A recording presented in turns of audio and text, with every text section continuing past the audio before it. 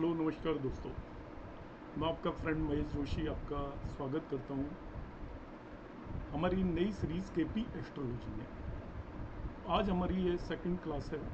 तो previous class में मैंने बताया था कि किसी भी प्लैनेट का साइन लॉर्ड क्या होता है, नक्षत्र लॉर्ड क्या होता है, सब लॉर्ड क्या होता है, सब लॉर्ड क्या होता है। कोई भी ग्रह या प्लैनेट जिस भी राशि में होता है कुंडली के अंदर, उस राशि के लॉर्ड को उसका हम साइन लॉर्ड बोलते हैं। वो जिस भी नक्षत्र के अंदर होता है उस नक्षत्र के स्वामी को हम नक्षत्र लॉर्ड बोलते हैं। फिर से एक नक्षत्र को 9 भागों में डिवाइड किया जाता है एज पर विंशोत्तरी दशा। जिस प्लेनेट की जितनी विंशोत्तरी दशा होती है उसी रेशो में एक नक्षत्र को 9 अनइक्वल पार्ट में हम डिवाइड कर देते हैं और उन सभी 9 पार्ट्स की लॉर्डशिप विंशोत्तरी दशा के ऑर्डर में नवग्रहों की होती है। सबसे पहले जैसे केतु आता है विंशोत्तरी दशा में, तो एक नक्षत्र के सबसे पहले हिस्से की लॉर्डशिप केतु पर होगी, दूसरे हिस्से की शुक्र या वीनस पर होगी, तीसरे की सन या सूर्य पर होगी। इस तरीके से लॉर्डशिप होती है। तो एक नक्षत्र को 9 भागों में डिवाइड किया जाता है। ऐसा मान लें एक नक्षत्र 13 डिग्री 20 मिनट का है, तो हर एक प्लैनेट को उसकी विंशोत्तरी दशा के रेशो में उसमें से हिस्सा मिल जाता है और उसका स्वामित्व या लॉर्डशिप उस ग्रह को दे दी जाती है। जैसे हम डिवाइड करते हैं तो शुरू में अराउंड 46 मिनट्स केतु के हिस्से में आते हैं। इसके बाद 2 मिनट्स सम सेकंड आपके some minutes 2 degree some minutes Venus के हिस्से में आते हैं। तो जब कोई भी प्लैनेट यदि वो केतु के हिस्से में होगा तो उसका सब लॉर्ड केतु बन जाएगा। एक नक्षत्र के अंदर कोई भी प्लैनेट यदि शुक्र वाले पोर्शन में आएगा तो उसका सब लॉर्ड शुक्र हो जाएगा। इस तरीके से हम एक नक्षत्र को 9 भागों में डिवाइड करते हैं एज पर विंशोत्तरी दशा उसी रेशो में, और हर एक भाग की लॉर्डशिप एक ग्रह के पास होती है। वो ग्रह उस पर्टिकुलर भाग में जो भी प्लैनेट आएगा वो ग्रह उसका सब लॉर्ड कहलाएगा जिसके पास उस भाग की लॉर्डशिप है। तो इसी तरीके से हम एक सब पार्ट को फर्दर 9 हिस्सों में डिवाइड कर सकते हैं और उन्हीं 9 हिस्सों का वही रेशो होगा जो कि उनकी विंशोत्तरी दशा का ऑर्डर होता है। और 9 हिस्सों में वही सबसे पहला हिस्सा केतु को मिलेगा, दूसरा वीनस को, तीसरा सन को, चौथा मून को, मार्स को, राहु को, जुपिटर को, सैटर्न को एंड मरकरी को। इसी ऑर्डर में उनको उनका हिस्सा मिलता है। अब जिस भी पर्टिकुलर लॉर्ड के भाव में कोई भी ग्रह जाएगा उसे उसका सब लॉर्ड बोल देंगे। तो एक पर्टिकुलर प्लेनेट के लिए 4 चीज़ें इंपॉर्टेंट होती हैं केपी एस्ट्रोलॉजी में। सबसे पहले हमें उसका साइन लॉर्ड मालूम होना चाहिए, किस साइन के अंदर है, दूसरा नक्षत्र लॉर्ड, तीसरा सब लॉर्ड और सब लॉर्ड। मैं यहाँ पर सब लॉर्ड का यूज़ नहीं करूँगा क्योंकि सब लॉर्ड के लिए टाइमिंग ऑफ बर्थ बहुत ही ज़्यादा एक्यूरेट होनी चाहिए जो कि इन जनरल किसी की भी नहीं होती। अब हम बात करेंगे कि जब हम केपी एस्ट्रोलॉजी में जाते हैं तो अलग अलग टर्म्स यूज़ होंगी। अब ये साइन लॉर्ड, नक्षत्र लॉर्ड वगैरह इनकी कैलकुलेशन का एक तरीका है, वो later on in separate series में मैं आपको कराऊंगा। यहाँ पर मैं वर्केबल केपी एस्ट्रोलॉजी आपको सिखाऊंगा। वर्केबल का मतलब है आप केपी एस्ट्रोलॉजी की मदद से बगैर किसी कैलकुलेशन में गए हुए प्रेडिक्शन देने में कैपेबल हो पाएंगे। तो बेसिकली यहाँ पे होता क्या है हम देखते हैं। केपी एस्ट्रोलॉजी के किसी भी मोबाइल ऐप के अंदर हम जाएंगे तो हमें क्या क्या नज़र आएगा। एक तो केपी की सॉफ्टवेयर होती है, उसमें सॉफ्टवेयर पर एक ही पेज पे सारी चीज़ें नज़र आ जाती हैं, मगर जो मोबाइल ऐप है उसमें हमें उसको देखना आना चाहिए। तो सबसे पहले मैं इंट्रोडक्शन दूंगा कि मोबाइल ऐप पर क्या क्या होगा और हमें कौन सी चीज़ किस तरीके से देखनी है, उसके बाद हम आगे बढ़ेंगे। आपके किसी भी प्लैनेट का एक साइन लॉर्ड होता है जिसे हम उसका राशि लॉर्ड बोलते हैं, एक नक्षत्र लॉर्ड होता है जिसे उसका हम स्टार लॉर्ड भी बोलते हैं, और एक सब लॉर्ड होता है जिसको हम एसबी से रिप्रेजेंट करते हैं। कोई भी प्लैनेट का जो साइन लॉर्ड होता है वो वीकेस्ट होता है, वो सबसे कम रिजल्ट देता है, ओनली 25% रिजल्ट देगा। नक्षत्र लॉर्ड किसी भी प्लैनेट का उसके सिग्निफिकेशन के 75% रिजल्ट देगा। सब लॉर्ड उसके सिग्निफिकेशंस के 100% रिजल्ट देगा। सिग्निफिकेशंस को मतलब कोई भी ग्रह जिन जिन भावों को सिग्निफाई कर रहा है, जिन जिन भावों के रिजल्ट देने की उसके पास जिम्मेदारी है, किन किन भावों के देगा वो हम अभी डिस्कस कर लेंगे आगे चल के। तो उसमें सबसे कम रिजल्ट देने में कैपेबल होता है उसका साइन लॉर्ड या राशि स्वामी। नक्षत्र लॉर्ड 75% तक रिजल्ट देता है और सब लॉर्ड तो 100% रिजल्ट देगा। उसको हम किस तरीके से देखेंगे लेटर ऑन में बताऊंगा। तो जो साइन लॉर्ड है वो 25% रिजल्ट देगा। तो एक प्रीवियसली मैं एक क्लास ले रहा था, उसमें कहा जी 25% रिजल्ट का मतलब क्या, मैरिज एक चौथाई होकर रह जाएगी। यहाँ पर 25% रिजल्ट का मतलब है कि वो आपके होने की बहुत कम पॉसिबिलिटी है उस इवेंट के। 75% रिजल्ट का मतलब होने की पॉसिबिलिटी बहुत बढ़ गई है और 100% रिजल्ट का मतलब है कि वो पॉसिबिलिटी हो ही जाएगी। यदि सब लॉर्ड किसी इवेंट को सिग्निफाई कर रहा है तो वो होगा ही होगा। नक्षत्र लॉर्ड सिग्निफाई कर रहा है तभी भी 75% चांसेज हैं और साइन लॉर्ड सिग्निफाई कर रहा है तो केवल 25% चांसेज हैं। अब किसी भी इवेंट को साइन लॉर्ड भी सिग्निफाई कर रहा है और नक्षत्र लॉर्ड भी सिग्निफाई कर रहा है तो हम कहेंगे वो इवेंट हो जाएगा। किसी भी इवेंट को यदि सब लॉर्ड सिग्निफाई कर रहा है तो वो इवेंट होगा ही होगा, ये मानकर चलिए।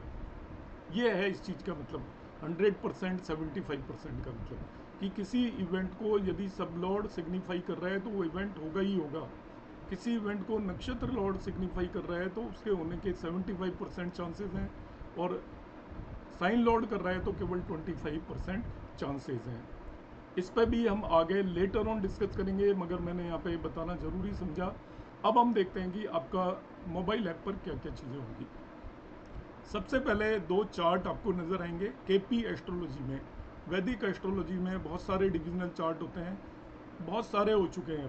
पहले षोडश वर्ग में हम 16 चार्ट यूज़ करते थे, अब फर्दर भी डिवीज़न है हर एक चीज़ का, तो there are an number of charts.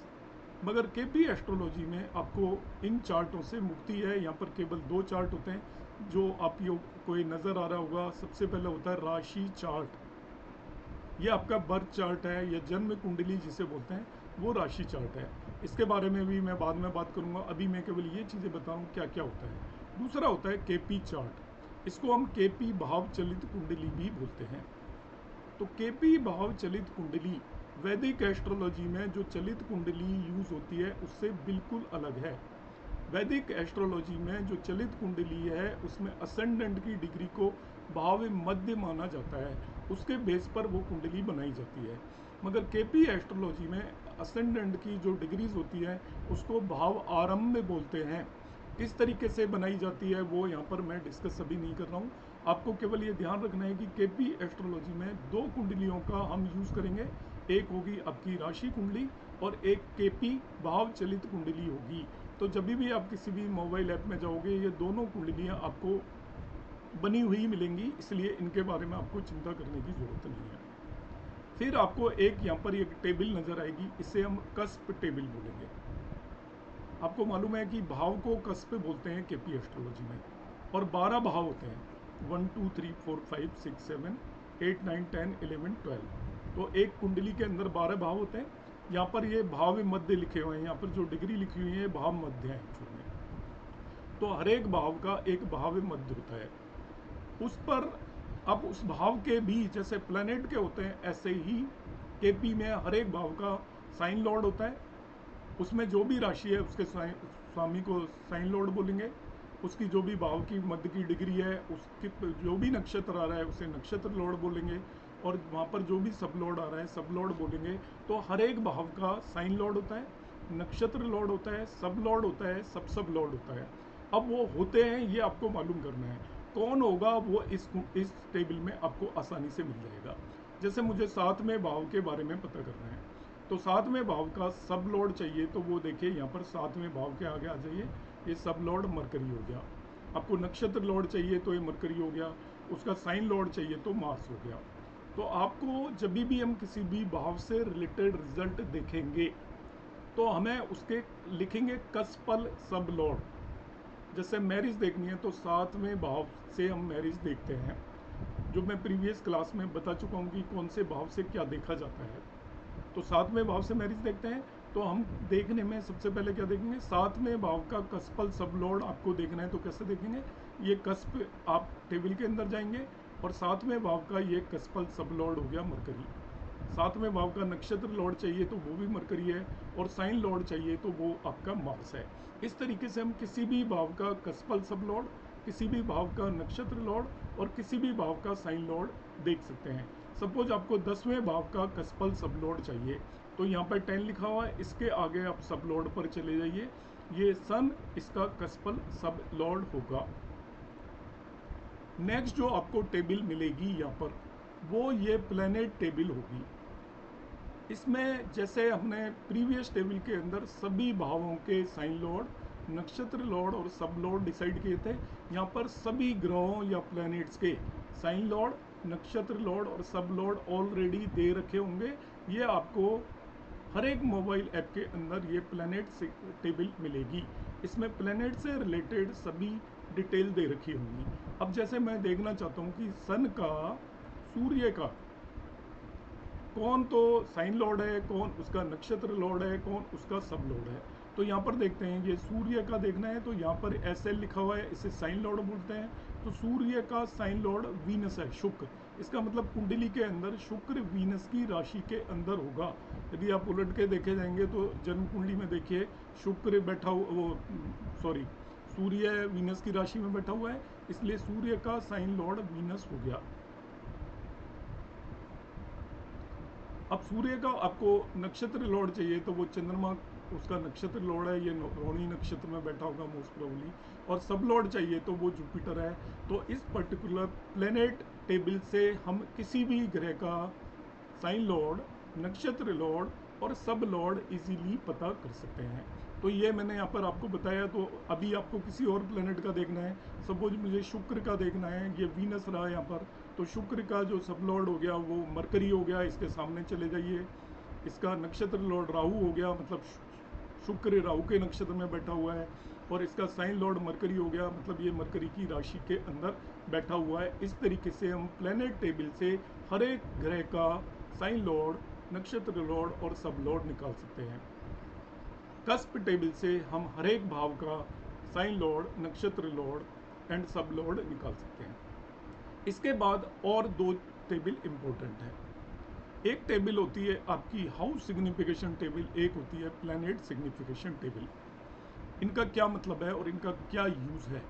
Planet signification table का मतलब होता है कि कोई भी प्लैनेट आपकी कुंडली के अंदर किन किन भावों को सिग्निफाई करता है। सिग्निफाई कर रखता है का मतलब किन किन भावों के रिजल्ट देने की जिम्मेवारी उसके पास है, या किन किन भावों के वो रिजल्ट दे सकता है। तो आपको ये देखने के लिए प्लैनेट सिग्निफिकेशन टेबल देखनी पड़ेगी। जैसे किसी भी प्लैनेट की दशा चल रही है, अब वो किन किन भावों के रिजल्ट देगा, तो हम क्या करेंगे, हमें कैसे पता चलेगा। तो ये प्लैनेट सिग्निफिकेशन टेबल में जाइए, यहाँ पर ये प्लैनेट लिखे हुए हैं और यहाँ पे हाउसेज सिग्निफाइड बाई देम लिखे हुए हैं। जैसे सूर्य किन किन भावों को रिजल्ट दे सकता है, किन किन भावों को सिग्निफाई करेगा। तो सूर्य के केस में देखिए हाउसेज सिग्निफाइड हो गए 3, 4, 10, 12।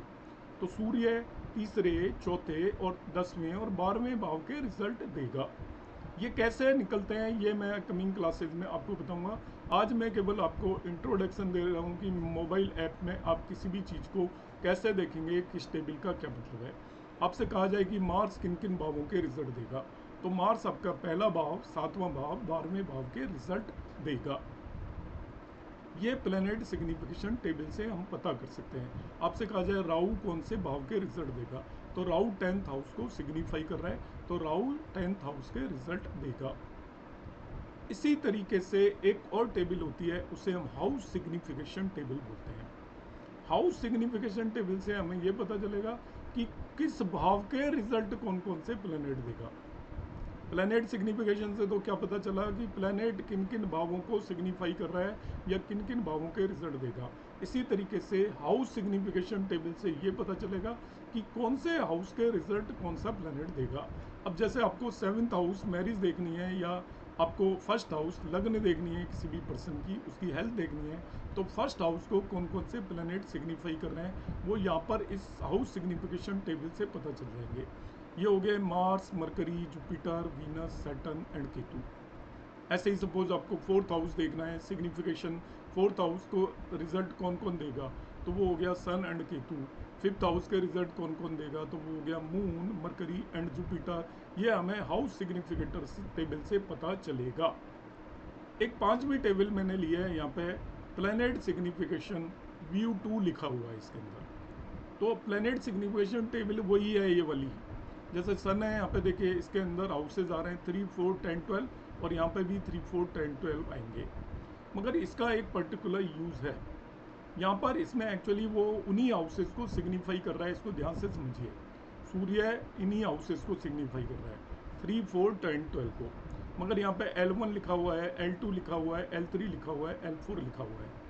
इसमें जो L1 का मतलब है सबसे स्ट्रॉन्ग सिग्निफायर 10th हाउस का है। L2 का मतलब है दूसरे नंबर पर ये सिग्निफिकेशन देगा आपका 12th हाउस का। तो 10th हाउस का इन चारों में से सबसे ज़्यादा रिजल्ट देने की कैपेबिलिटी इसकी 10th हाउस की है, सूर्य की। यदि इसको रिजल्ट देने पड़े एक साथ, कहीं ऐसी ज़रूरत पड़ जाए कि वो 10th हाउस के देगा या 3rd हाउस के देगा। अब सूर्य के उसके अंदर आ गए ये चारों भाव आ गए आपके 3, 4, 10, 12। अब एक सपोज 4th हाउस है, वो रिजल्ट देता है कि आप एक मकान खरीदेंगे, और तीसरा हाउस है आप मकान बेचेंगे। अब आपको देखना है, दोनों ही चीज़ें आ गई सूर्य के सिग्निफिकेशन में, मकान का खरीदना भी आ गया और मकान का बेचना भी आ गया। ऐसे ही 4th हाउस देता है आपकी एजुकेशन, और 3rd हाउस देता है एंड ऑफ एजुकेशन। अब दोनों चीज़ें आ रही हैं तो हम कैसे कंक्लूड करेंगे, ध्यान से समझने की ज़रूरत है। तो तब हमें ये प्लैनेट सिग्निफिकेशन टेबल की ज़रूरत पड़ेगी इस व्यू 2 की।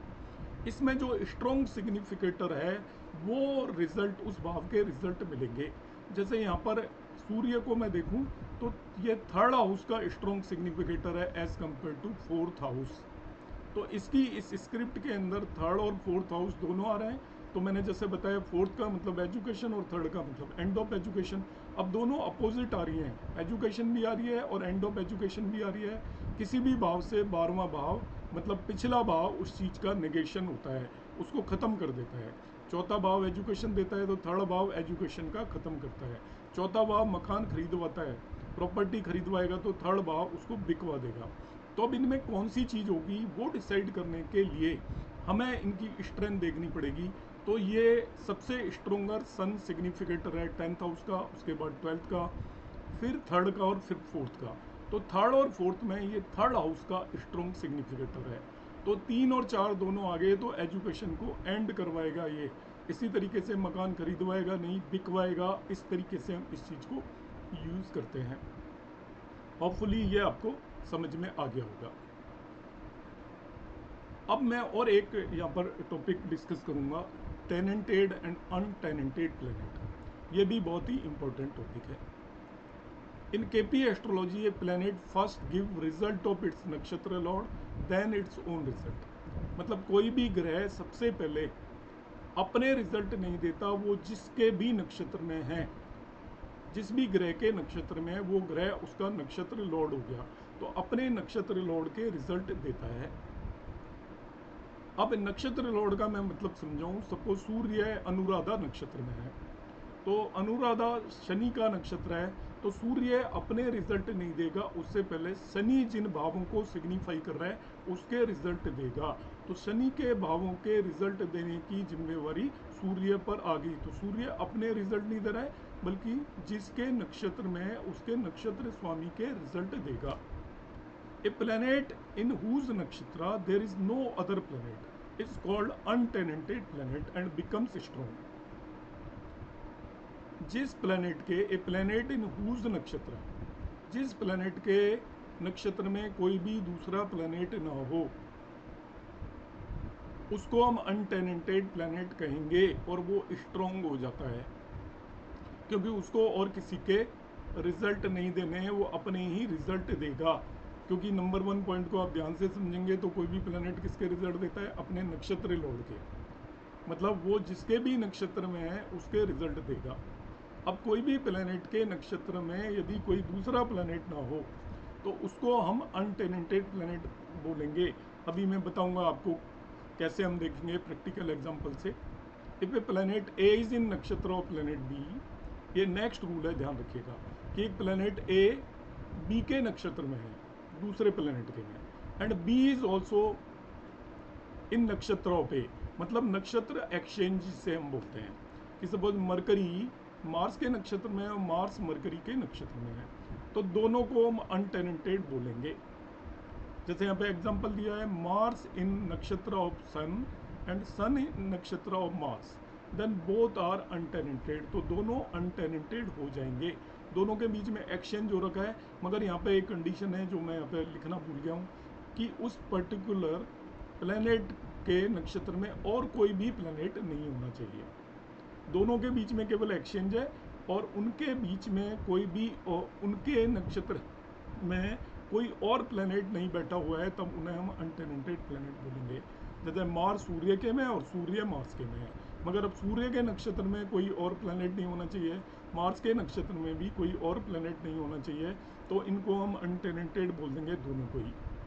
नेक्स्ट आता है, if a planet is in own nakshatra and no other planet in its nakshatra then also it is called untenanted, मतलब वो अपने ही नक्षत्र में बैठा हुआ है और उसके नक्षत्र में कोई और ग्रह नहीं है, तभी भी उसको हम अनटेनेंटेड बोलेंगे। अनटेनेंटेड की 3 कंडीशन बताई मैंने कि किसी भी प्लेनेट के नक्षत्र में यदि कोई भी ग्रह नहीं है तो वो अनटेनेंटेड हो गया। एक प्लेनेट ए बी प्लेनेट के नक्षत्र में, बी ए के नक्षत्र में है, तो वो दोनों अनटेनेंटेड हो जाएंगे। कंडीशन ये है कि उनके नक्षत्र में कोई और प्लेनेट नहीं होना चाहिए। नेक्स्ट है, यदि एक प्लेनेट खुद के ही नक्षत्र में है और उसके नक्षत्र में कोई और प्लेनेट नहीं है, तभी भी उसको हम अनटेनेंटेड प्लेनेट बोलेंगे। If any other planet is placed in nakshatra of a planet, किसी भी प्लेनेट के नक्षत्र में कोई दूसरा प्लेनेट बैठा हो तो उसे हम टेनेंटेड प्लेनेट बोलेंगे। अब मैं इस चीज़ को आपको यहाँ पर समझाता हूँ एग्जाम्पल से। यहाँ पर आप ध्यान से देखिए, ये मार्स है और मार्स अपने ही नक्षत्र में बैठा हुआ है, तो आपको लगेगा कि ये खुद के ही नक्षत्र में बैठा है, तो मैंने अभी नियम बताया था, ये अनटेनेंटेड हो गया। मगर आप ध्यान देखिए, मार्स जुपिटर का भी नक्षत्र लॉर्ड बन रहा है, मतलब इसका मीनिंग क्या है कि जुपिटर भी मार्स के ही नक्षत्र में बैठा हुआ है। मार्स खुद भी मार्स के नक्षत्र में है और जुपिटर भी मार्स के नक्षत्र में बैठा हुआ है, तो ये इस तरीके से अनटेनेंटेड नहीं हुआ। मगर यदि मार्स के नक्षत्र में खुद मार्स होता और कोई भी प्लेनेट नहीं होता, तो इसको हम अनटेनेंटेड बोल देते। अब जैसे देखिए, यहाँ पर राहु के केस में भी ऐसा ही हो रहा है। राहु का नक्षत्र लॉर्ड राहु है, राहु अपने ही नक्षत्र में बैठा हुआ है, तो इसको अनटेनेंटेड बोलते। मगर देखिए, राहु के नक्षत्र में वीनस शुक्र भी बैठा हुआ है, यहाँ से पता चलेगा आपको। इसको इस टेबल को देखिए, नक्षत्र लॉर्ड कौन किसका बन रहा है। एक्सक्यूज मी, अब मैं शुरू से देखता हूँ कि देखिए कौन अनटेनेंटेड है। तो यहाँ पे आप देखिए, सबसे पहले सन, नक्षत्र लॉर्ड सन किसी का बन रहा है क्या? तो इसमें देखिए सन कहीं भी नहीं आया, सूर्य कहीं नहीं आया, इसका मतलब सूर्य किसी का भी नक्षत्र लॉर्ड नहीं है। इसका मतलब सूर्य के नक्षत्र के अंदर कोई भी ग्रह नहीं बैठा हुआ है, तो सूर्य अनटेनेंटेड हो गया, ये अनटेनेंटेड हो गया सूर्य। अब सूर्य के बाद मैं देखूंगा चंद्रमा, मून, तो देखिए मून यहाँ पर आ गया, मून यहाँ पर आ गया, तो इसका मतलब मून के नक्षत्र के अंदर सूर्य बैठा हुआ है, इसलिए मून टेनेंटेड हो गया। जिसके नक्षत्र में कोई भी ग्रह बैठा हो वो टेनेंटेड हो जाएगा। मून के बाद मैं मार्स देखूंगा, तो मार्स अपने ही नक्षत्र में बैठा हुआ है, मगर मार्स के नक्षत्र में जुपिटर भी बैठा हुआ है, इसलिए ये अनटेनेंटेड नहीं है। मार्स के बाद मैं देखूंगा मरकरी, तो देखिए यहाँ पे कहीं नक्षत्र लॉर्ड में मरकरी आ रहा है क्या? तो आपने देखा यहाँ पे मरकरी कहीं भी नहीं आ रहा। केतु तक देखना है आपने, यूरेनस नेपच्यून वगैरह नहीं देखना, मरकरी कहीं भी नहीं आ रहा। इसका मतलब हो गया कि मरकरी के नक्षत्र के अंदर कोई भी ग्रह नहीं बैठा हुआ है, इसका मतलब मरकरी भी अनटेनेंटेड प्लेनेट हो गया। जिसके नक्षत्र में कोई ग्रह नहीं बैठा हो वो अनटेनेंटेड हो गया। अब मरकरी के बाद मैं जुपिटर देखूंगा, तो देखिए यहाँ पे जुपिटर आ रहा है, नक्षत्र लॉर्ड में आ रहा है, इसी से पता चल जाएगा। जुपिटर के नक्षत्र में मून बैठा हुआ है, इसलिए ये जुपिटर टेनेंटेड हो गया। अब इसके बाद मैं शुक्र को देखूंगा, तो देखिए शुक्र ये आ गया वीनस, इस नक्षत्र लॉर्ड है वीनस किसका? मरकरी का, इसका मतलब मरकरी वीनस के नक्षत्र में बैठा हुआ है। सैटर्न का भी नक्षत्र लॉर्ड है, तो सैटर्न भी वीनस के नक्षत्र में बैठा हुआ है।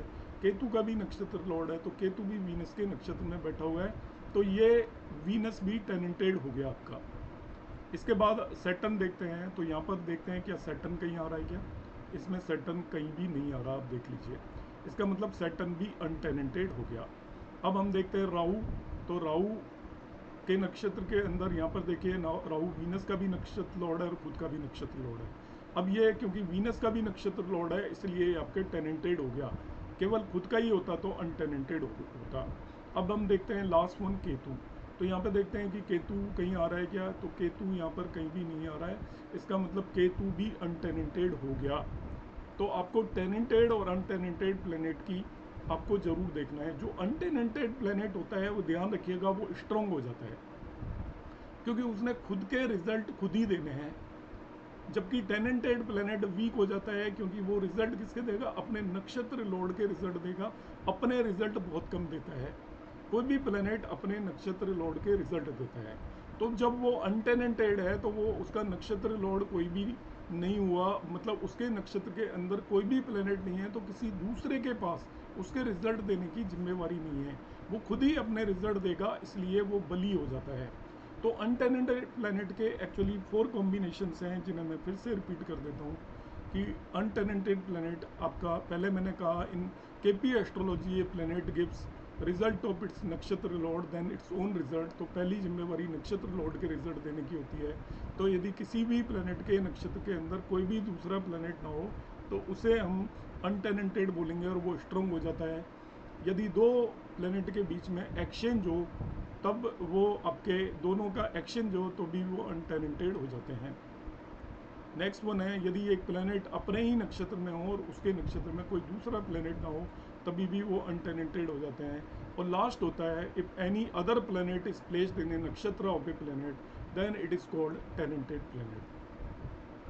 तो उम्मीद है आपको ये बेसिक कंसेप्ट आज समझ में आए होंगे, किस तरीके से मोबाइल ऐप के अंदर हम कौन कौन सी चीज़ों को देखते हैं, किस चीज़ का क्या मतलब है। आपको यदि मेरा ये प्रेजेंटेशन पसंद आए हो तो आपको चैनल को लाइक और शेयर कर सकते हैं। मेरी केपी एस्ट्रोलॉजी सीरीज़ जारी है, टाइमिंग ऑफ मैरिज सीरीज़ भी जारी है। जो भी लोग ज्वाइन करना चाहते हैं वो ज्वाइन कर सकते हैं। वो जो मेरा नंबर दिया होता है इनिशियली उस पर मैसेज सेंड करें, मैं उनको अपने ग्रुप के अंदर ऐड कर लूँगा और इस तरीके से वो इस सीरीज़ में मेरे साथी बन सकते हैं। नमस्कार, धन्यवाद, जय श्री राम।